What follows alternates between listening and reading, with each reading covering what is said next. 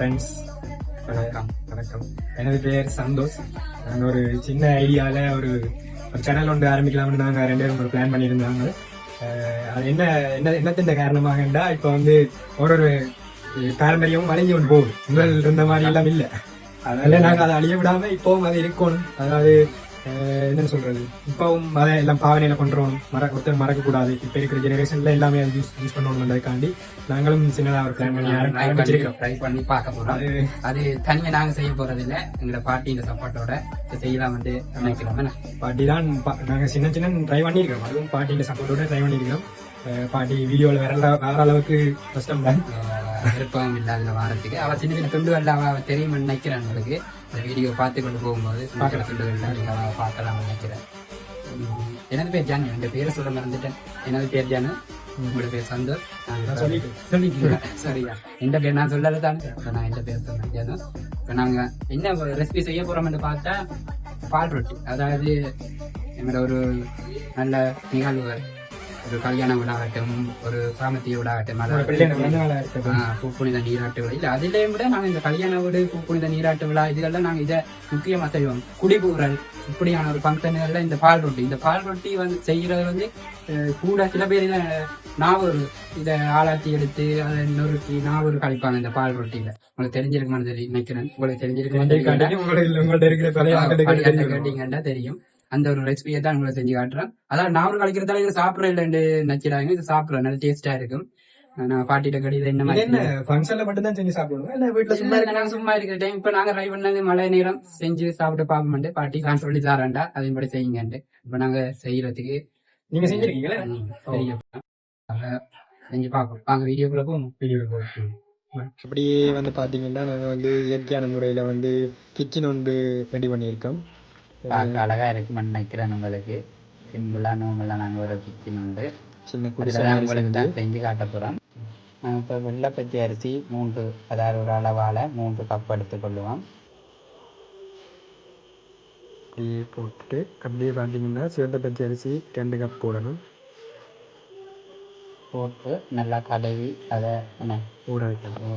ஒரு 30 நிமிஷம் அதை ஊற வைப்போம். அப்புறம் வந்து தேங்காய் உடைச்சி அதில் ஒரு அரைப்பாதி எங்களுக்கு காணுமா இருக்கும். இந்த அளவுக்கு ஏற்ற மாதிரி ஒரு அரைப்பாதி காணும். அதை திருவி நல்லா எடுத்துக்கொள்ளுவோம்.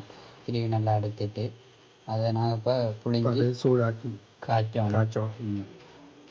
நல்லா காய்ச்சி ஒரு கொதிக்க அளவுக்கு இல்லை நார்மலாக ஒரு கொதியில் கொதிச்சுட்டு அப்படியே பார்த்தீங்கன்னா அப்படியே ஊற வச்ச அரிசி எடுத்து உரலில் போட்டு இடிக்கணும்.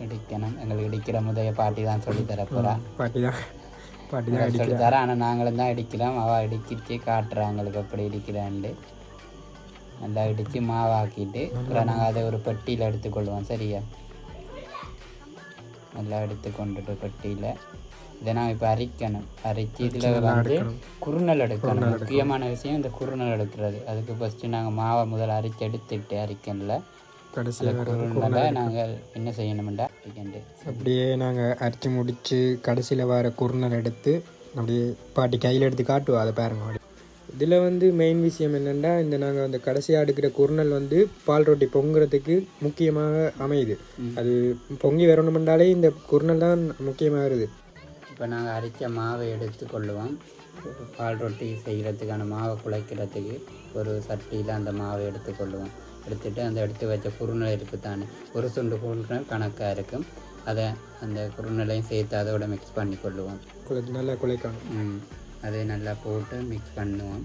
மிக்ஸ் பண்ணிவிட்டு நல்லா கொஞ்சம் சிறிதளவு உப்பு சுவைக்கு ஏற்ற மாதிரி தூள் உப்பு கொஞ்சம் போட்டு கொஞ்சம் சுவைக்கு. பிறகு நாங்கள் வந்து கொதிக்க வச்சு அந்த பாலை நல்லா ஆற வச்சு பிறகு அந்த பாலை கொண்டு வந்து இதில் கொஞ்சம் மிக்ஸ் பண்ணி நல்லா குழைக்கணும். மறுபடியும் குழைக்கும். கொஞ்சம் கொஞ்சமாக சேர்த்து குழைக்கணும். ஏற்கனவே இழிப்பாக இருக்குன்னு தானேம்மா என்ற ஊற வச்சு இடித்தம்மா. அப்போ நாங்கள் கொஞ்சம் கொஞ்சமாக சேர்த்து குழைக்கணும். அப்புறம் அந்த பதமாக குழைச்சிடமில்ல, அதால் நாங்கள் குழைக்கே விளங்கணும். கொஞ்சம் கொஞ்சமாக அந்த பாலை சேர்த்து நாங்கள் குழைச்சி கொள்ளுவோம். வடிவாக நீட்டாக குழைச்சி கொள்ளுவோம். இப்படி பதமாக வர. அடுத்ததாக வந்து பார்த்திங்கன்னா நாங்கள் பால் ரொட்டி சுடுறதுக்கு ஏற்ற மாதிரி ஒரு சின்ன சட்டியும் தயார் பண்ணியிருக்கிறோம். அதுக்கு அடுப்பையும் ரெடி பண்ணிவிட்டு நல்லா எண்ணெயை கொதிக்க விடணும். எண்ணெய் ஊற்றி கொதிக்க விட்டு அப்படியே பால் ரொட்டியை நாங்கள் தப்பி போடுவோம்.